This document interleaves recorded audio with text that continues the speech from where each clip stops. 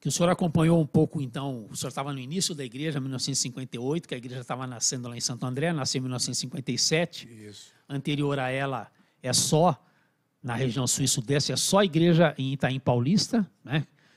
Iniciou com a família Tomás, mas a igreja lá em Santo André ela vai ser pioneira, assim, vai ter essa paixão missionária, essa paixão do missionário Horácio para expandir a igreja fora do estado de São Paulo. E não apenas num estado, em vários estados. E o senhor acompanhou um pouquinho desse crescimento, né, que o senhor já estava na igreja, era jovem. Então, conta para nós um pouquinho de uma outra característica que também é da nossa igreja, dessa visão missionária além do templo. A respeito disto, no meu pastorado, eu usei muito isso como exemplo. Não faz muito tempo que eu dei um estudo, não lembro aonde, sobre missões. E eu falei que a nossa igreja, a Igreja de Cristo Pentecostal no Brasil, de Santo André, com 3 anos de existência, quando eu cheguei lá, ela tinha 3 anos. E foi fundada em 57 e eu cheguei em 61, aliás, 4 anos, né? 4 anos incompleto. Em 61 que eu me tornei membro. Então, uma igreja, como dizer, criança ainda, né? 4 anos de existência, enviou tantos missionários em outros lugares, né? E foi na época que eu estava lá. Aliás, quando eu cheguei, já o Rui Barbosa Valim já tinha ido lá para o Paraná, para Mato Grosso, né? Três Lagoas. O pastor Israel já tinha ido para o Paraná e o pastor Zé Gazarro já tinha ido para Minas. Então, nós já tínhamos 3 missionários com 4 anos de existência a igreja. Tudo de Santo André. Tudo de Santo André. Santo André. Depois, mais tarde, veio Paulo Mesquita para cá, para Mogi Guaçu. O pastor Opídio foi já lá para ajudar a Zé Gazarro para Minas. Então, foi uma expansão muito grande mesmo. A gente lembra até o trabalho no Rio de Janeiro, né? Até no Rio de Janeiro, eles abriram e trabalham em Londrina, né? Açaí, Três Lagoas, Açaí, Paraná. Açaí. E por fim chegou em Florianópolis com o pastor Ernesto Green, que ele deixou o pastor Genor no lugar dele. Que, aliás, o Fábio foi pastor lá também. Pastor Os ouvintes que, porventura, não saibam, né? Pastor lá. Isso mesmo. Abraço a toda a turma querida de Florianópolis, pastor Tony também, que sempre nos acompanha. Amaro, José, que deve estar quando eu cheguei em Santo André, na nossa igreja lá, o Ernesto ainda conhecia ele um pouquinho só, mas ele já estava de mudança para Florianópolis. Entendi. E aí já deixou o pastor Genor no lugar dele e foi para lá. Foi lá em Florianópolis também que se criou o primeiro Instituto Bíblico Primeiro Instituto de Beira-Mar. Hoje é casa pastoral. Morei na casa pastoral, né? Morei no primeiro Instituto Bíblico da ICPI. Eu conheci bastante lá, que eu fui fazer muitas convenções. Quando eu era presidente do distrito número 7, Florianópolis pertencia à minha liderança. Entendi. Então, todo ano eu ia fazer convenção lá. Todo ano. Entendi. Pastor Isaac, será que essa expansão que teve na década de 60, né, gigantesca, não só na nossa denominação, mas outras denominações no Brasil também, sim. É fruto de uma visitação de Deus, de um avivamento, ou era porque o pessoal antigo era mais abnegado? O que é que o senhor acha? Eu acredito que era o sentimento missionário. Porque todas as igrejas do movimento pentecostal clássico foi fundado por missionários, né? Sim, verdade. A Congregação Cristã do Brasil, que foi a primeira, Brasil, 1910, Luiz Franciscon, né? A Assembleia de Deus, com os 2 missionários. Quadrangular, foi uma mulher aqui em São João da Boa Quadrangular, Vista. né? A ICPB, no caso a ICPI hoje, né? Também fundado por missionários. É tanto, irmãos, que isso é uma verdade, que, por exemplo, eu até tenho a ata aqui, né, da igreja de Cortês, que eu falei para os irmãos lá no início, né? Quando meu avô se encontrou com Horácio Ward e Chester Miller e começaram a costurar, né, a união das igrejas, né? Nessa época, eu tenho aqui a lista, eu não vou ler o nome, porque senão vai ficar muito comprido, né? Mas só aqui, eu tenho 17 igrejas fundadas por Eloy Pinto de Olha Oliveira. aí. Eu sou avô. Sim. Aqui, olha. Saloá, Ribeirão, Maravilha. Joaquim Nabuco, Palmares, Tá tudo lá ainda. Recife, São Caetano, Vitória de Santo Antão, Barreiros, Pedra de Delmiro, em Alagoas, Nova Descoberta, Rio Branco, nunca tinha. Rio Branco, acho que é onde é hoje o Osman, né? São É Domingos. isso? Hoje São é Domingos, São Domingos, São Aham. Domingos, está certo. Aham. Rio Branco, Escada, Amaragi, Escada tá lá. Garanhuns, Torre de Taquaritinga, Caldeirão e Paudalho. Então, eu estava contando aqui, deu 17, só ele. Então, justamente porque ele tinha esse viés também missionário. Isso. Né? Aham. Que impressionante, hein, pastor?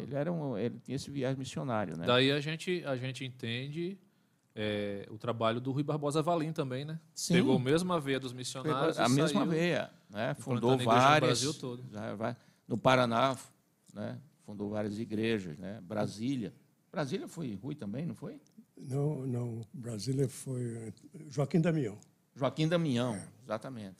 Que era de Serra Talhada. Então, irmãos, eu acho que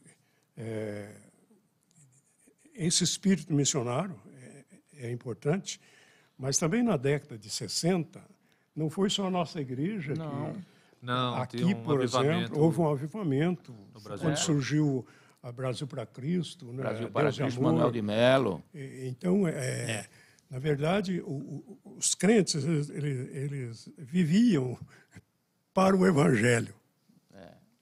Era nato. Haja visto que na época da minha mocidade lá em Santo André, o domingo era o dia do Senhor realmente. Aham. Prático.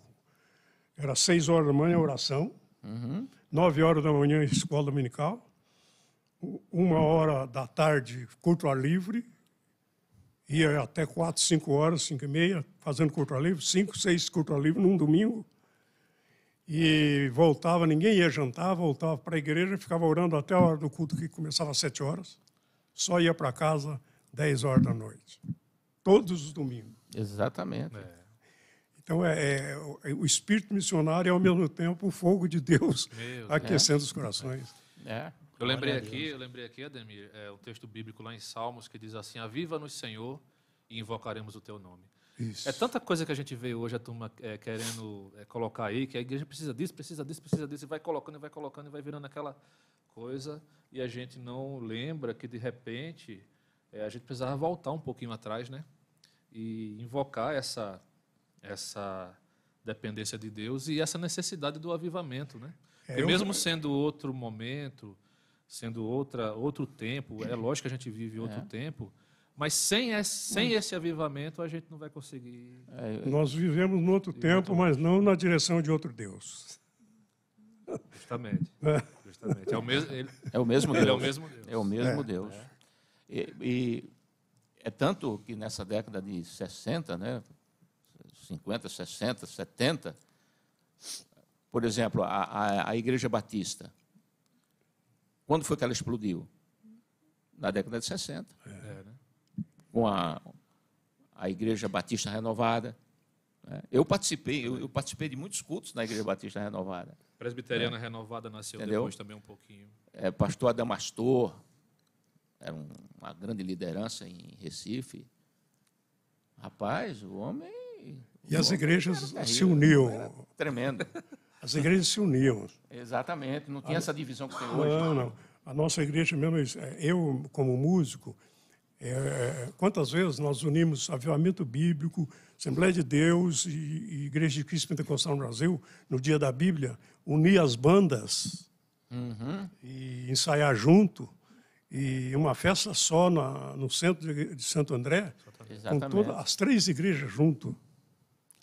Ô, pastor João, e também que o senhor era da banda, deve se lembrar da ocasião que a banda foi na Igreja Presbiteriana Independente, de onde saiu o grupo que formou a Igreja de Santo André. Vocês foram com a banda lá e a comunhão que a gente tinha com eles. Eu que regi a banda nessa época. Eu que fui reger a banda na igreja Então presbiteriana, havia comunhão entre o povo de de Deus onde mesmo. saiu o grupo que fundou a Que nossa fundou igreja, Santo André. que não aceitava o Não pentecostalismo. fecharam as portas para nós, E não. depois convidaram a gente numa festa para tocar com a banda nossa lá. É bom que a gente lembre, né, histórico e assim, não com nenhum ressentimento, nem com nenhum espírito de crítica, mas falando da realidade. Muitas igrejas pentecostais surgiram também no Brasil, ou foram, vamos dizer assim, foram invadidas por conta de irmãos de igrejas tradicionais que tiveram a experiência do batismo com o Espírito Santo e foram expulsos da igreja. Isso, Não é exatamente. isso? Então, o caso de Santo André foi um caso desse. Foi o né? caso disso. E aí, se eu tiver errado, me corrija. Vocês conhecem melhor do que eu. O Ernest Green pregava na rádio, não é isso? Eu acho que lá em Santo A rádio- André Isso, Santo ele André. tinha um programa na rádio. Hora os da irmãos Libertação. Chamava procuraram Hora da ele, Libertação. E aí, essa conversa acabou surgindo a Exatamente. CPB, Exatamente. né, de Santo André. É, Olha que coisa. o próprio meu avô, meu avô se converteu na presbiteriana do Brasil, que era A mais, totalmente radical ortodoxa, nessa questão, isso, né? Ortodoxo. E aí ele foi batizado com o Espírito Santo, foi expulso dela e se tornou pentecostal. Deus tem seus caminhos, né? Então, aí Já. vem o avivamento. É que a Isso, igreja sim, daquela cada época, vez. ela aproveitou o impulso do primeiro amor. Entendeu? As pessoas que eram batizadas com o Espírito Santo queriam fazer algo para Deus. Exatamente. Não é como hoje. Hoje, A urgência evangelística e missionária. que a gente hoje tava por falando. exemplo, a pessoa é batizada com o Espírito Santo, você não vê alteração na vida dele. Naquela época, não. Mudava radicalmente. Praticamente. Então, ainda ontem eu estava conversando aqui no escritório acho que foi com Beleza e não sei quem foi. Eu estava conversando aqui justamente isso. Os cultos antigamente, eu não estou olhando pelo retrovisor do passado, mas são realidades. São realidades. E fatos históricos não tem Argumentos. contra, né? Todos os cultos, pastor João Guimarães, era difícil um culto que não tinha batismo com o Espírito Santo. Verdade. Agora, hoje, para ser batismo com o Espírito Santo, tem que fazer acampamento, tem que fazer isso, tem que fazer aquilo, porque senão não tem. Tem alguma coisa errada, né, pastor? Então, alguma coisa está faltando. Não está faltando alguma coisa? Está faltando alguma coisa Faltando alguma agora. coisa. Eu, nas minhas orações,